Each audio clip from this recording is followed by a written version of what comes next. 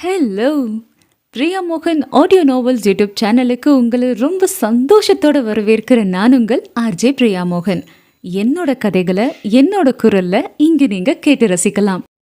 அத்தியாயம் 18. மகிழினி நடந்து வருவதைக் கண்டவன் பேசுவதற்காக அவளை நோக்கி சென்றான். அருகில் சென்றதும் அவன் மகிழ் என அழைக்க குனிந்த தலை நிமிராமல் விறுவிறுவென கோவிலுக்குள் சென்றாள் மகிழ். அவளது ஒதுக்கம் இலாவை மேலும் குழப்பியது. சில நொடிகள் அப்படியே நின்றவன் அவள் பின்னே ஓடினான். கோவிலுக்குள் சென்று அவளை தேட இலாவின் கண்களில் அவள் சிக்கவே இல்லை. இறுதியாய் கோவில் மண்டபத்தின் பக்கம் வந்தவளை இரு கரங்கள் இழுத்தது. ஆளை மறைக்கும் தூணின் பின்னே இலாவை இழுத்து நிறுத்தியிருந்தாள் மகிழினி. இலா வாயை திறக்கும் முன், "என்ன மாமா நீ? கல்யாணம் முடிவாகிற வரைக்கும் பாத்துக்க வேணாம், பேசிக்க வேணான்னு சொல்லிட்டு இப்படி எல்லாரும் முன்னாடி வந்து நிக்கிற?"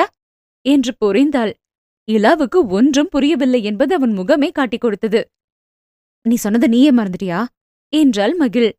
தான் அன்று இந்த வேலையை திருமாறன் தான் செய்திருக்க வேண்டும் என தீர்க்கமாய் புரிய உள்ளுக்குள் அவனை திட்டிக் கொண்டான் இலா.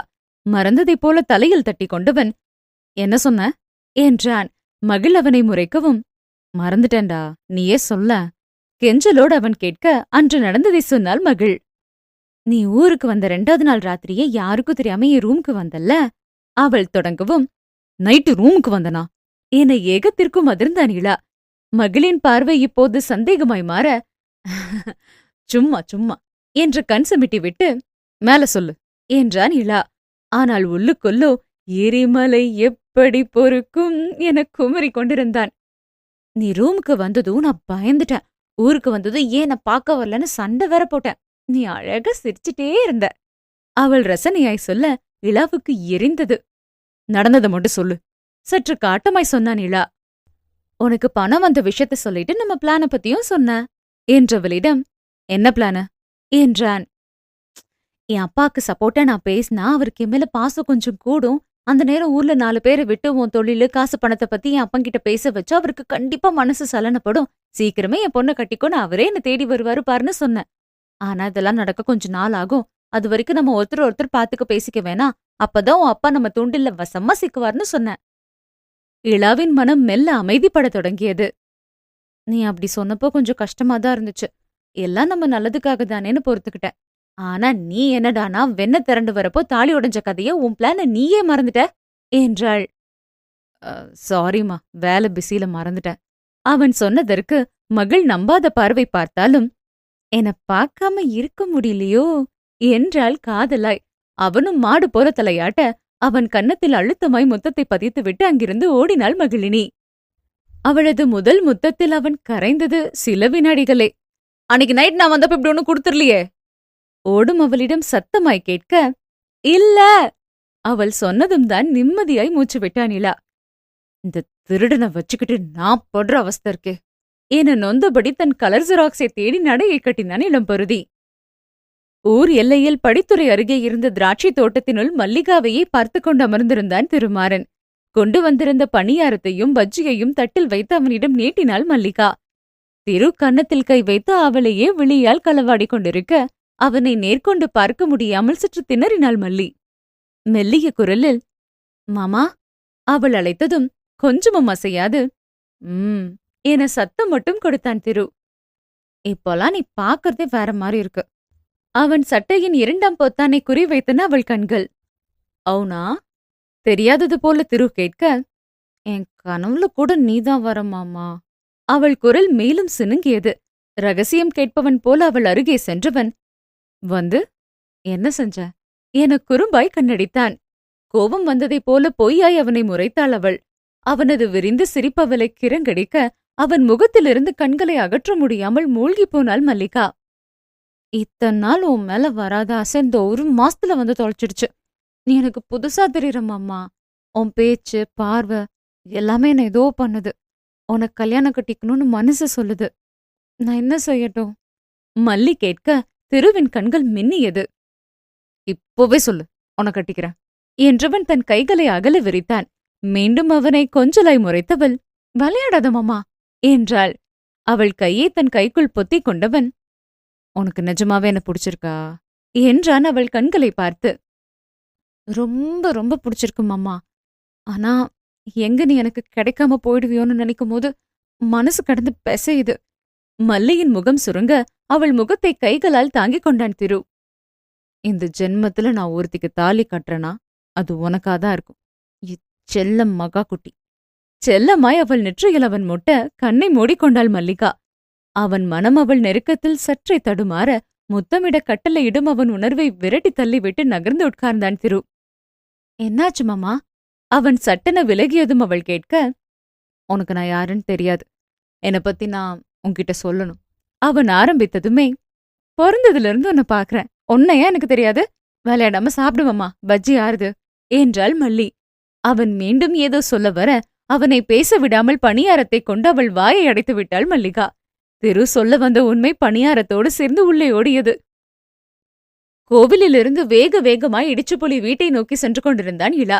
அவனைத் தொடர்ந்து புலியும் லொங்கு லொங்கென வர அவர்களுக்கு எதிரில் வந்த ஒரு கிழவி, ஆடப்பாருடா, இப்பத்தான் ஜிங்குச்சா மஞ்ச கலர் சொக்காத்தான்னு படித்துறையில உட்காந்து கடந்த, அதுக்குள்ள பச்சை சட்டைய மாட்டிக்கிட்டு ஊருக்குள்ள நிக்கிற. காசு பணம் வந்தா காக்கா வரட்ட கூட கலர் கலரா சட்ட மாட்ட வேண்டியதுதான். அது போக்கில் பேசிக்கொண்டே செல்ல ஆல்ரெடி கடுப்பில் இருந்த இலாவுக்கு அது மேலும் தூபம் போட்டதை போல ஆனது. அவனால போறது வரதுகிட்டெல்லாம் பேச்சு வாங்க வேண்டியதா இருக்கு. ச்சே! கோபமாய் சொல்லிக்கொண்டே வீட்டை நோக்கி நடையை வேகப்படுத்த அவனை ஓடி வந்து தடுத்தான் இடிச்சு புலி. என்னடா எங்க போற இப்ப? அந்த கிழவிதான் தெளிவா சொல்லிட்டு போத, உன்னை படித்துறையில பார்த்தேன்னு. அப்ப திருவண்ண அங்கதானே இருக்கணும், வீட்டுக்கு போய் யார்கிட்ட பேசுவ என்றான் விவரமாய். ஆமா, ஆனா எங்க 2 பேரையும் யாராவது ஒன்னா பாத்துட்டா என்னடா பண்றது? இப்பவே பாதி இருட்டி கிடக்கு, நாம அங்க போறதுக்குள்ள முச்சோடு இருட்டிரும். மூஞ்சில ஒரு துணியை கட்டிட்டு வாமாப்ல போவோம். இலாவின் கையை பிடித்து இழுத்துக்கொண்டு படித்துறைக்கு செல்ல அங்கே திருவை காணவில்லை. எங்க மாப்ள அவரு? இடிச்சு புலி கேட்க அவன் தலையில் வேகமாய் கொட்டியவன், அது நான் தாண்டா உன்கிட்ட கேட்கணும். பெரிய விஞ்ஞானி மாதிரி அவன் இங்கத்தான் இருப்பான், வானா 1/2 கிலோமீட்டர் நடக்க வச்சு இழுத்துட்டு வந்துட்டு இப்ப என்ன கேக்குறியா அவன் எங்கன்னு? மேலும் அவனை அடிக்க ஓங்க, அடிக்காரா, ஏதாவது அவசரத்துக்கு போயிருப்பாரு, போரு தேடி பாக்கலாம். அடிக்கு பயந்து சற்று தள்ளி நின்று கொண்டான் புலி.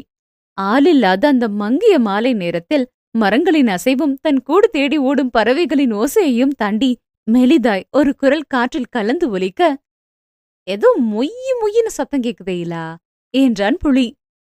அந்த தோப்புக்குள்ள இருந்துதான் கேக்குது, அந்த பையன் அங்கதான் இருக்கணும், வா போலாம். இருவரும் அங்கே செல்ல ஓரமாய் இருந்த ஒரு மரத்தின் அகண்ட வேரில் தலை வைத்து நன்றாக சாய்ந்து அமர்ந்திருந்தான் திரு. கையில் ஒரு தூக்கு சட்டி இருக்க அதிலிருந்து எதையோ எடுத்து வாயில் போட்டுக் கொண்டிருந்தான். அதை கண்ட இலா, பண்றதெல்லாம் பண்ணிட்டு இங்க நிம்மதியா தின்னுட்டு படுத்திருக்கான் பாரு. முனகியபடி அவன் அருகே செல்ல எத்தனைக்க திருவின் அருகிலிருந்து இன்னொரு குரல் பாய்ந்து வந்து இலாவை நகர விடாமல் செய்தது. மரத்தின் மறைவில் அந்த ஆள் இருந்ததால் மங்கிய பொழுதில் இலாவால் அது யாரென இனம் காண முடியவில்லை. மாமா, எதையும் சாப்பிட்டு பாரு, உனக்காக நானே செஞ்சேன், நல்லா இருக்கா? வேறொரு தூக்கிலிருந்து பணியாரங்களை எடுத்து நீட்ட மறுக்காமல் வாங்கியுண்டான் திரு. மல்லிகா! இலாவின் உதடுகள் கோபமாய் உச்சரிக்க சற்று பதட்டமானான் புலி. அவர்களை நோக்கி கோபத்துடன் இலா நகர நிலைமையை சமாளிக்க வேண்டி அவனை தடுத்தான் இடிச்ச புலி. விடு என்ன, இந்த மல்லிகா நானு நினைச்சு அவன்கிட்ட பேசிட்டு உட்காந்துருக்கா. வர கோவத்தை கொண்டு தூக்கி போட்டு மிதிக்கலாமான்னு இருக்கு. உங்க 2 பேரையும் ஒன்னா பார்த்தா தேவையில்லாத குழப்பம்தான் மெஞ்சோம். கொஞ்சம் பொறுமையாகிறீங்களா? மல்லிகா கிளம்பட்டும், நம்ம அண்ணன்ட்ட பேசிக்கலாம். அவ கண்ணில் படாத மாதிரி ஒதுங்கி நில்லு, நான் போய் அவளை அனுப்பிட்டு வரேன். சற்று மறைவாக இலா நின்று கொள்ள திருவிடம் சென்றான் புலி. ஏ, நீ இங்க நிற்கியா? உன்னைய காணான்னு உங்க அம்மா ஊரே சலடை போட்டுட்டு சுத்துது. யதார்த்தமாய் சொல்லிவிட்டு திருவின் அருகில் அமர்ந்து கொண்டான் புலி. அச்சுச்சோ, நான் இன்னைக்கு செத்த. மாமா, நீ இதெல்லாம் சாப்பிட்டுடு, நாளைக்கு வரப்போ தூக்கு சட்டி வாங்கிக்கிறேன் சொல்லிவிட்டு ஓட்டமாய் ஓடினாள் மல்லிகா. ஓ, அப்போ இது டெய்லி நடக்குதா? பல்லை கடித்தான் இலா. மல்லிகா சென்றது உறுதியானதும் திருவிடம் வந்தான் இளம்பருதி. வா பருதி, பணியாரம் வேணுமா? இட்ஸ் ரியாலி அம்மி.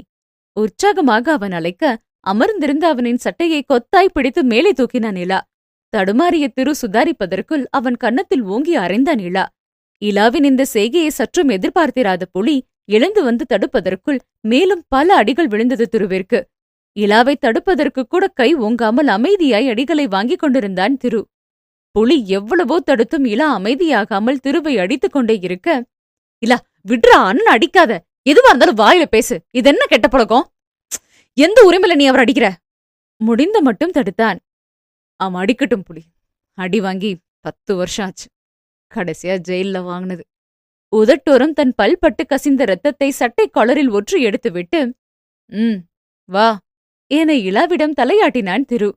ஏதோ ஒரு கோபத்தில் அடித்து விட்ட போதும் புலி கேட்ட எந்த உரிமையில் அவரை அடிக்கிறாய் என்ற கேள்வி இளாவின் மனதிலும் ஓடி அவனை திருவின் முகத்தை பார்க்க விடாமல் செய்தது. அந்த இடமே பல நொடிகள் பூரண அமைதியில் நிறைந்தது. வேக மூச்சுகளுடன் தன்னை சமன்படுத்திக் கொண்ட இளா, உன் மனசுல என்ன நினைச்சிட்டு இருக்க? நான் கட்டிக்க போற பொண்ணு ரூமுக்கு ராத்திரில போயிருக்கேன். இப்ப மல்லிகா கூட ஆள் இல்லாத இடத்துல உட்காந்துட்டு இருக்க. என் முகத்தறி உபயோகப்படுத்தி விளையாடிட்டு இருக்கியா நீ? நீ குடுக்கற காசுக்காக எது செஞ்சாலும் பொறுத்துப்பேன் நினைக்கிறியா? அப்படிப்பட்ட கேவலமான காசு எனக்கு வேணாம். உன் காசு எடுத்துட்டு கிளம்பு என பெரிய கும்பிடாய் போட்டான் இளா. புலி செய்வதறியாது பார்த்து கொண்டு நிற்க, நான் நான் எங்க போறது பருதி என்றான் திரு. அவனது கலங்கிய குரல் இளாவின் மனதில் லேசாக கரைக்க திடமாய் நின்றான். எனக்குன்னு யாருமே இல்ல, இனி நீ இருப்பேன்னு நினைச்ச என்றவனை முறைத்தான் இளா. இதன ஜெயிலா இல்ல கைதிகள் நலவாழ்வு மையமா? ஒரு கொலகாரனை கூட வச்சுக்கிறதுக்கு நான் ஒன்னும் கூறுகிட்டவன் இல்ல. இளா கோபமாய் சொல்ல, என கொலகாரன்னு சொல்லாதே பருதி என்றான் திரு கோபத்துடன் வேதனையாய். கொலை செஞ்சவன கொலகாரன்னு தான் சொல்ல முடியும். மீண்டும் இளா அழுத்தமாய் சொல்ல திருமாறனின் இரத்த அழுத்தம் எகிரியது. நரம்பு புடைக்கத் தொடங்க கண்ணை இறுக மூடி பல்லை கடித்துக் கொண்டு நின்றிருந்தான் திரு. அவனை பார்த்த புலிக்கு நெஞ்சு படபடக்கத் தொடங்கியது. இளாவை நெருங்கிய புலி திருவை பார்க்க சொல்லி சைகை செய்தான். இளாவுக்குமே திருவை அப்படி பார்க்க சற்று திகிலாகவே இருந்தது. எதுவும் பேசாதேலா, வா போயிடலாம். இளாவின் கைப்பிடித்து இழுத்தான் புலி. அவன் கையை உதறி விட்டவன், ஏண்டா பயப்படுற? இவன் நம்மளையும் கொண்டுடுவானா? செஞ்சாலும் செய்வான், கொலகாரன். கொலை செய்யறப்பதான் பயம் இருக்கும், அடுத்தடுத்து செய்யறதுக்கு. இளா சொல்லிக் கொண்டிருக்கும் போதே கீழே கிடந்த அரை செங்கலை கையில் எடுத்து அவன் முகத்தருகே வேகமாய் வந்தான் திரு. இளா கண்ணை மூடி அசையாமல் நிற்க புலி பயத்தில் கத்தியே விட்டான். இன்னும் தன் மீது அடி விழவில்லை என தெரிந்ததும் இளா கண்ணை திறந்தான். கண்கள் சிவக்க நெற்று நரம்பு புடைக்க கோவத்தில் ஓங்கிய கையோடு அவன் முன் நின்றிருந்தான் திரு. இளாவின் பயந்த முகத்தை பார்த்ததும் கையில் இருந்த கல்லை கோவமாய் தூர தூக்கி எறிந்துவிட்டு சற்று தள்ளி போய் நின்று கொண்டான் திருமாறன். அவன் கண்களிலிருந்து கண்ணீர் பல வருடங்களுக்குப் பின் சிதறியது. இலாவுக்கு அவன் பேசியது சற்றே அதிகம் என தோன்றியது. புலியும் அவனை நெருங்கி, இலா, அண்ணன் அலறாரு போலடா என்றான் வேதனையாய். அதற்கு மேல் கல்லாய் நிற்க முடியாமல் திருவை நெருங்கி அவன் தோள் மீது கை வைத்ததும் உடைந்து அழுதான் திருமாறன். அந்த அமைதியான நேரத்தில் அவனது ஓலம் அகோரமாய் எதிரொலித்தது. பதறிப்போன இருவரும் திருவை சமாதானப்படுத்த முயல இளாவை கட்டிக்கொண்டு பல வருடங்களாய் தேக்கி வைத்திருந்த கண்ணீரை கொட்டி தீர்த்தான் திருமாறன். செய்வதறியாத ஆளும் அவனை ஆதரவாய் வருடிக் கொண்டிருந்தான் இளா. சில நிமிடங்கள் யுகமாய் கடக்க அந்த அமைதியை கலைத்தான் இளம்பருதி. உன் மனச காயப்படுத்திட்டேன்னு எனக்கு தெரியுது, என்ன மன்னிச்சிடு திரு. கோவத்துல ஏதேதோ பேசிட்டேன். திரு அழுததிலேயே இலாவின் கோபம் இருந்த இடம் தெரியாமல் ஓடியிருந்தது. அவனை சமாதானப்படுத்த வேண்டி மன்னிப்பு கேட்டுக்கொண்டிருந்தான் இளா. முகத்தை அழுந்த துடைத்த திரு, நான் கொலகாரன்தான், கொலை செஞ்சுட்டு தான் ஜெயிலுக்கு போனேன் என்றான். இருவரும் அவன் சொல்ல வருவதை பயம் என்று கேட்க தயாராகினர். ஒரு உயிரை எடுக்கிறது கொலைனா, ஒரு உயிர் போக காரணமாயிருக்கிறதும் கொலைக்கு சமந்தான். திரு சொல்ல ஒருவரை ஒருவர் பார்த்து கொண்டனர் இளாவும் இடிச்ச புலியும். நான் ஒரு கொலகாரன். இருண்ட வானில் தன் வாழ்வின் இருண்ட பக்கத்தை புரட்டினான் திருமாறன். திரு சொல்ல சொல்ல இளாவின் பார்வையில் அது படமாய் விரிந்தது. அத்தியாயம் 19. நானா டைம் ஆய்ந்தி போல ரண்டி. கையில் மஞ்சப்பை, பழுப்பாய் மாறியிருந்த வெண்ணிற சட்டை, காக்கி அரைக்கால் பேண்ட், சதைப்பற்றற்ற தேகத்துடன் நெடுநெடுவென வளர்ந்திருந்தான் 16 வயது திருமாறன். பிளாஷ்பேக் இளாவின் பார்வையில் கற்பனை செய்யப்படுவதால் வசனங்கள் தமிழில் இடம்பெறும். 2 ஆட்கள் கால் நீட்டி படுக்கும் அளவு இருந்த அந்த குடிசையின் உள்ளிருந்து வெளியே வந்தார் திருமாறனின் தந்தை ஏழுமலை. கட்டை விரலில் பிடித்து வைத்திருந்த திருநீரை திருவின் நெற்றியில் பூசிவிட்டு, வா போலாம் என்றார். நெரிசலான அந்த சின்ன சந்தில் வீட்டின் வாசலிலேயே சிலர் குளிக்க துவைக்க என தங்கள் வேலையை பார்த்து கொண்டிருக்க ஓரமாய் நடந்து சென்றான் திருமாறன். அடுத்த திருவளைவில் ஒரு ஓட்டு வீட்டின் முன்னே நின்றவன், வெங்கி என வாசலிலிருந்தே குரல் எடுத்து கத்தினான். அவன் குரலை கேட்டு உள்ளிருந்து ஓடி வந்தான் வெங்கி எனும் வெங்கடேசன். திருவை விட உயரம் சற்று குறைவாயிருந்தாலும் பூசினார் போன்ற உடல்வாக்கிலிருந்தான். அவன் பின்னாலே வந்த அவன் தந்தை சுதர்சனம் ஏழுமலையை பார்த்து, என்னப்பா உன் புள்ள ஜெயிக்கிறத பாக்கணும்னு கிளம்பிட்டியா என்றார் சிரிப்புடன். அவர் முன் கை கட்டி கொண்டவர், ஆமாங்கய்யா, இன்னைக்கு லீவு போட்டுக்கிட்டேன், நீங்க ஸ்டேஷன் போலீங்களா என்றார். இனிதான் போனோம், போலீஸ் வேலையில எங்க லீவு கிடைக்கும் என சொல்லிவிட்டு, வெங்கி நல்லா விளையாடு. பிரைஸ் கண்டிப்பா உனக்குதான். தன் மகனின் தலையை ஆதூரமாய் கலைத்து விட்டார் சுதர்சனம். திருமாறனை நோக்கி, மாறா, ஸ்டேட் லெவல் காம்படிஷன்னு பயந்துடக்கூடாது. தைரியமா இரு. ஸ்போர்ட்ஸ் கோட்டால சர்க்கார் வேலை வாங்கணும்னா வெற்றி ரொம்ப அவசியம். புரிஞ்சுதா என்றார். அவரிடம் தலையை வேகமாய் ஆட்டினான் திருமாறன். உன் அப்ப மாதிரி குப்பை அள்ளி கஷ்டப்படாம நீ கௌரவமா ஒரு அரசு வேலையில உட்காரணுங்கிறது அவன் ஆசை மட்டும் இல்ல. கனவு, லட்சியம் எல்லாமே அதுதான். மனசுல வச்சுக்கிட்டு ஓடு. இலக்க தொட்டுடலாம் என சொன்னவரிடம் இன்முகமாய் விடை பெற்றுக்கொண்டு விளையாட்டு மைதானத்தை அடைந்தனர் மூவரும். கடல் அலை போல கூட்டம் அலை மோதியது. மாணவர்களுக்கான மாநில அளவிலான விளையாட்டுப் போட்டி என ஆங்காங்கே தெலுங்கிலும் ஆங்கிலத்திலும் பேனர்கள் இருந்தன. வாசலில் நின்ற மூவருக்குமே அந்த இடத்தை பார்க்க சற்று பீதியாய் இருந்தது. மாணவர்கள் பலரும் தங்கள் பயிற்சியில் ஈடுபட்டிருக்க, பெற்றோர்களும் ஆசிரியர்களும் அவர்களை உற்சாகப்படுத்திக் கொண்டிருந்தனர். உள்ளே செல்லலாமா வேண்டாமா என்ற கலக்கத்துடனே நின்றிருந்தவன் காதுகளில் வெங்கியின் தந்தை சொன்ன வார்த்தைகள் ரீங்காரம் அடிக்க, என்னால முடியும் என உத்வேகத்துடன் உள்ளே சென்றான். வெங்கி குண்டு எறிதலுக்கான பயிற்சியில் ஈடுபட 1500 மீட்டர் ஓட்ட பந்தயத்துக்கு முன்னூட்டம் பார்க்க தொடங்கினான் திருமாறன். போட்டிகள் ஆரம்பிக்கப் போவதாய் அறிவிப்பு வந்ததும் பயிற்சிகள் நிறுத்தப்பட்டு மாணவர்கள் தயாராகத் தொடங்கினர். அந்நேரம் ஏழுமலையின் வயதான அலைபேசி முனகியது. எடுத்து பேசியவர் தூரமாய் நின்றிருந்த தன் மகனை அழைத்தார். மாடி வீட்டம்மா சாக்கடை அடைச்சிருக்குன்னு கூப்பிடுறாங்க. போனா கணக்கு பார்க்காம காசு தரும். நீ விளையாடு. நீ பரிசு வாங்குறதுக்குள்ள அப்பா வந்துடுற. திருவை தாஜா செய்துவிட்டு அங்கிருந்து சென்றார் ஏழுமலை.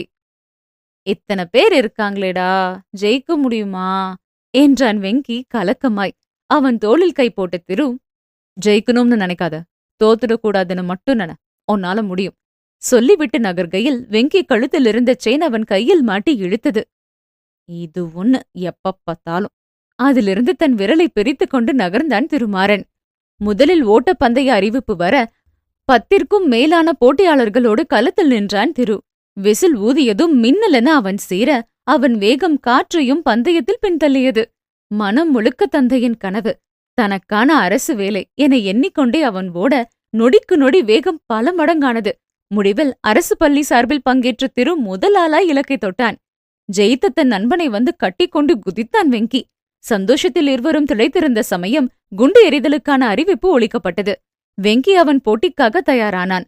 3 தகுதி சுற்றுகள் கொண்டது என விதிமுறைகள் அறிவிக்கப்பட்டதும் ஒவ்வொருவராய் வந்து குண்டு எறிய, வெங்கியின் முறை வந்தபொழுது அவன் வீச்சலின் வேகத்தையும் அது சென்ற தொலைவையும் கண்டு ஆரவாரமாயினர் கூட்டத்தினர்.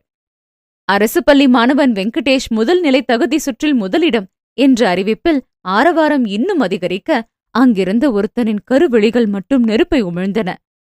முதல் நிலை தகுதி சுற்றில் 2ஆம் இடம் பிடித்தவர் சிபி சக்கரவர்த்தி என்றதும் நெருப்பை உமிழ்ந்து கொண்டிருந்த 16 வயது சிபியின் கண்கள் இன்னும் ரௌத்திரமாய் மாறியது. விழாவின் தலைவராக அவன் தந்தை சக்கரவர்த்தி மேடையில் அமர்ந்திருந்தார். அவருடன் போலீஸ் கமிஷனரும் பேசிக் கொண்டிருக்க அங்கே சென்றான் சிபி. மகனது கோபத்திற்கான காரணம் புரிந்ததால் எதுவும் கேட்காமல் அமைதியாய் போட்டிகளை வேடிக்கை பார்த்துக் கொண்டிருந்தார் சக்கரவர்த்தி. ஆனால் கமிஷனரோ, என்ன தம்பி, நீங்க தான் முதல்ல வருவீங்கன்னு நினைச்சேன். பரவாயில்ல விடுங்க, இன்னும் 2 ரவுண்ட் இருக்கே என்றார்.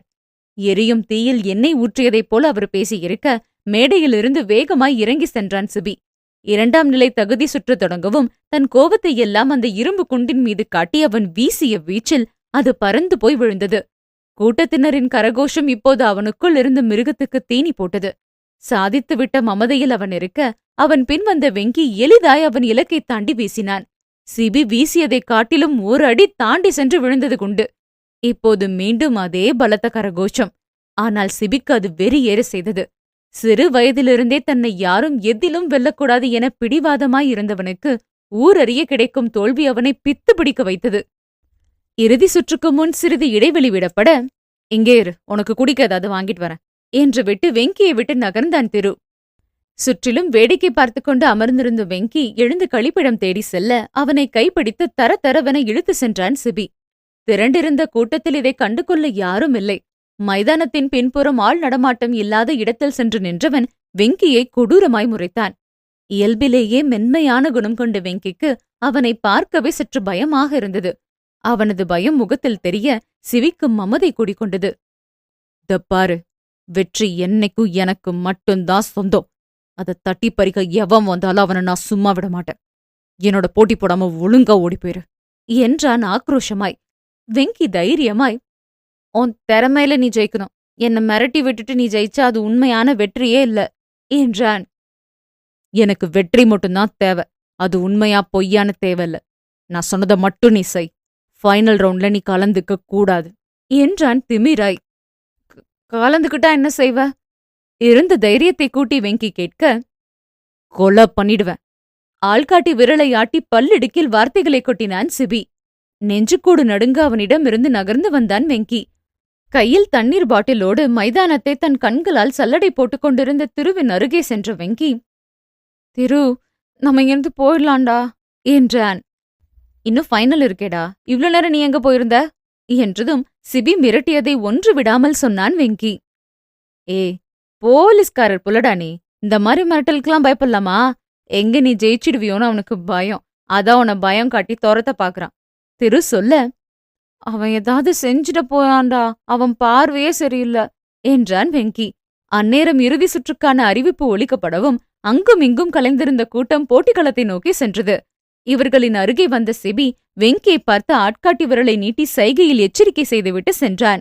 அதில் இன்னும் கலவரமான வெங்கி, அவன் மூஞ்ச பார்த்தாலே பயமா இருக்கு எனக்கு, நம்ம போயிடலாம் திரு என்றான் இறுதியாய். அதெல்லாம் முடியாது, நீ கலந்துக்கிற, முதல் பரிச வாங்குற, இது ஏன் மேல சத்தியம். அவன் உன்னை என்ன செஞ்சிருவான்னு பாக்கலாம் என்றான் வீம்பாய். வெங்கி மேற்கொண்டு பலமுறை கெஞ்சியும் திரு விட்டுக் கொடுக்காமல் அவனை போட்டிக்கு அனுப்பிவிட்டான். விதி அங்கே தன் கணக்கை தொடங்கியது.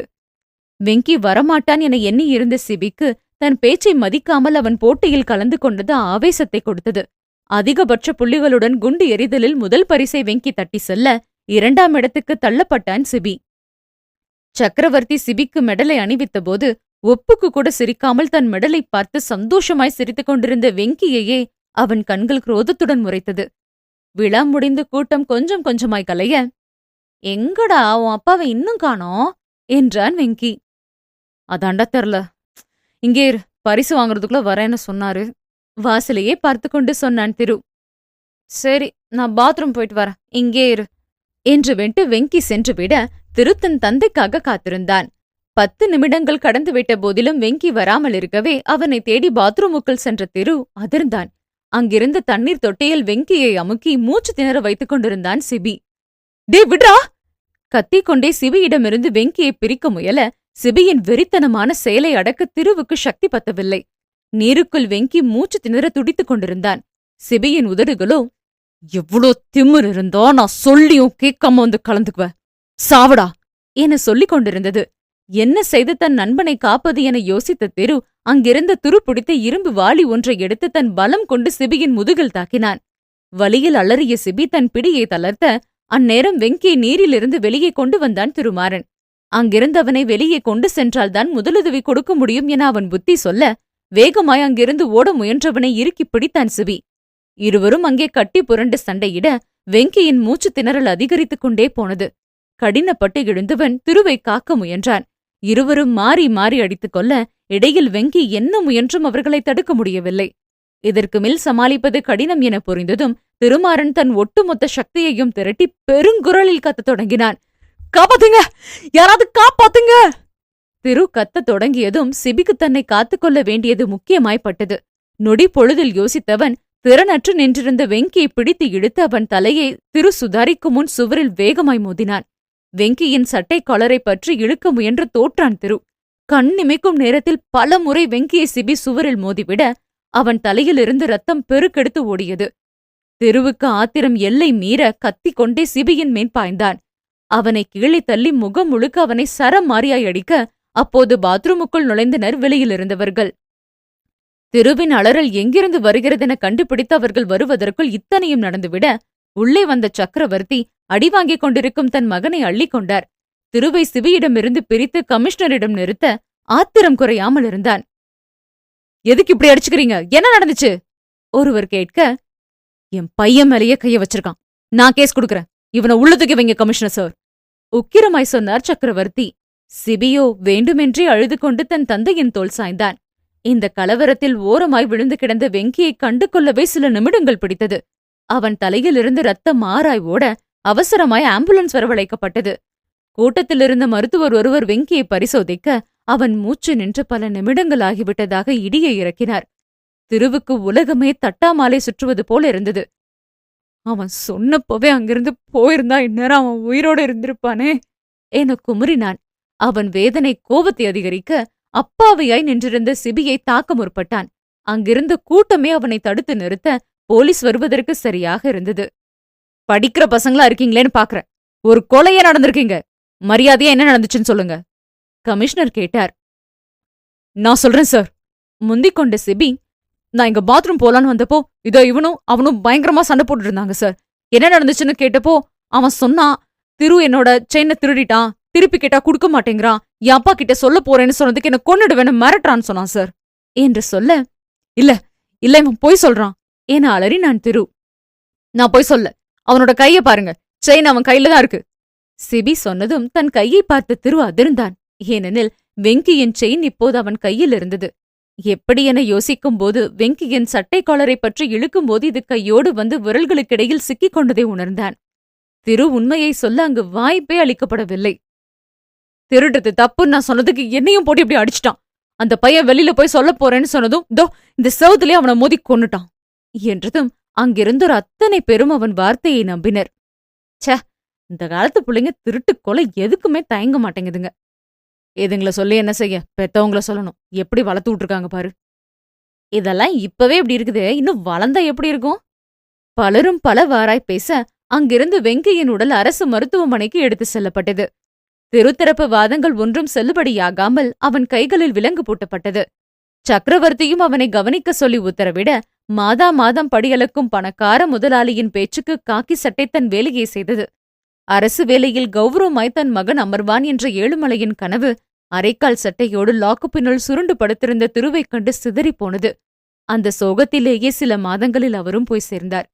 வழக்கு விசாரணைக்கு கூட நேரம் ஒதுக்காமல் 6 ஆண்டு சிறை தண்டனை வழங்கப்பட்டது. 16 வயது சிறுவனானதால் சிறுவர் சீர்திருத்த பள்ளிக்கு அனுப்பப்பட்டான் திரு. தான் கொலைகாரனான கதையை சொல்லி முடித்தான் திருமாறன். கதை கேட்ட இருவரும் சிலை போல அமர்ந்திருந்தனர். 6 வருஷ ஜெயில் தண்டனை முடிஞ்சு நான் வெளியில வந்தப்போ எனக்குன்னு யாருமே இல்ல. கொலைகாரன்னு பயந்து தெரிஞ்சவங்க சொந்த பந்தம் யாருமே என்ன சேர்த்துக்கல. தங்க இடம் இல்ல, பசிக்கு சாப்பாடு இல்ல, பிச்சை எடுக்க தைரியமும் இல்ல. திருட ஆரம்பிச்சேன் என்றான் திருமாறன். இருவரும் கதை கேட்டுக்கொண்டே அமர்ந்திருக்க, ஜெயில இருந்தப்போ ஒரு முறை சுதர்சனம் அங்கிள் என்ன பார்க்க வந்தார். அவர்கிட்ட உண்மையை சொன்னேன். அவர் ஒருத்தர் தான் என்ன முழுசா நம்பினார் என்றதும் இளா என்ற சிலைக்கு இப்போது உயிர் வந்தது. அவர் கூட உன்னை பாத்துக்கலையா என்றான். மெலிதாய் சிரித்த திரு, வெங்கி போனதுமே அவர் டிரான்ஸ்ஃபர் வாங்கிட்டு வேற ஊருக்கு போயிட்டாராம். நான் ரிலீஸ் ஆகி 3 வருஷத்துக்கு அப்புறம் அவரை பார்த்தேன். என்னை காலேஜ்ல சேர்த்து படிக்க வச்சார். அவர் தயவுல பிஎஸ்சி அக்ரி முடிச்சேன். அதான் படிப்பு இருக்கே, வேலை செஞ்சு சம்பாதிப்போம்னு பார்த்தா ஒருத்தனும் வேலை கொடுக்கல. அப்புறம் என்ன, கைவசம்தான் நம்ம தொழில் இருக்கே, மறுபடியும் திருடன் ஆயிட்டேன் என சிரித்தான். அவனை மிக மெலிதாய் முறைத்த இளா, அவர்கிட்ட சொல்லி வேலை ரெடி பண்ணிருக்கலாம்ல என்றான். அவர் எனக்கு இவ்ளோ செஞ்சதே பெருசு, சும்மா ஒன்னொன்னுக்கா அவரை தொங்கிட்டு இருக்க விருப்பம் இல்ல என்றான் திரு. அது சரி, அந்த சிபிதான் இவ்ளோ கேவலமான மிருகம்னு தெரியுதுல்ல உனக்கு? அவனால உன் வாழ்க்கையே போயிடுச்சு. அதுக்கு பழிக்கு பழி வாங்காம இப்படி வைரத்தை திருடிட்டு வந்து ஒளிஞ்சுக்கிட்டு இருக்க? இளா குழப்பமாய் கேட்க பதில் சொல்லாமல் சிரித்தான் திரு. அண்ணன் சிரிக்கிறத பார்த்தா வேற ஏதோ பிளான் இருக்கும் போலயே, சரியா யோகித்தான் இடிச்ச புலி. அதற்கு திரு மலர்ந்து சிரிக்க, அந்த கொலையை நீ செய்யல, நம்ம நிரூபிக்கணும் திரு என தீர்க்கமாய் சொன்னான் இளா. வாய்ப்பே இல்ல திரு சொல்ல, ஏன் என்று கேட்டான் இளா. அங்க நடந்தது எனக்கு, வெங்கிக்கு, அப்புறம் சிபிக்கு மட்டும்தான் தெரியும். நான் சொன்னா ஒருத்தனும் நம்ப மாட்டான். உண்மைய சொல்றதுக்கு வெங்கியும் இல்ல என்றதும், அதான் சிபி இருக்கானே, அவன் வாயாலேயே சொல்ல வைப்போம் என்றான் இளா. லூசா பாணி என்பதை போல திரு பார்க்க, காலம் முழுக்க செய்யாத கொலைக்கு பழி ஏத்துக்கிறதா உத்தேசமா? தப்பு செஞ்சவனுக்கு கண்டிப்பா தண்டனை கிடைக்கணும். நம்ம தண்டனை வாங்கி தருவோம், அப்படிதான் இளா முடிவாய் சொல்ல, ஹா என ஒத்துதினான் இடிச்ச புலி. நீங்க எனக்கு நல்லது பண்றது இருக்கட்டும், சீக்கிரமா உன் கல்யாண வேலைய கவனி. நான் இங்கிருந்து நடைய கட்டுறேன். எழுந்து நின்று சோம்பல் முறித்தான் திரு. எங்க போவ? இனி உன்னை எங்கேயும் விடுற மாதிரி இல்ல. சாகர வரைக்கும் எங்க கூட தான் நீ இருக்கணும். இதுதான் நான் உனக்கு கொடுக்குற தண்டனை இளா சொல்ல, நாட்டாம சரியான தீர்ப்பு என்றான் இடிச்ச புலி. சரி, நான் வீட்டுக்கு போறேன். நீ கொஞ்ச நேரத்துல யாரு கண்ணிலையும் படாம வந்து சேரு, சரியா என்று விட்டு அங்கிருந்து போனான் இளா. இத்தனை நாள் தன் மனதை அழுத்திய பாரம் என்று பகிரப்பட்டதில் சுமை குறைந்ததைப் போல உணர்ந்தான் திருமாறன். மனதில் சிபியின் முகம் கோரமாய் மிளிர, பழி வாங்காம விடவே மாட்டேன்டா. 15 வருஷம் வன்மம் உன்னை கொன்னாலும் தீராது என்றான். தொடரும். அடுத்த பகுதியோட உங்களை சீக்கிரமே வந்து சந்திக்கிறேன். அதுவரை டாடா.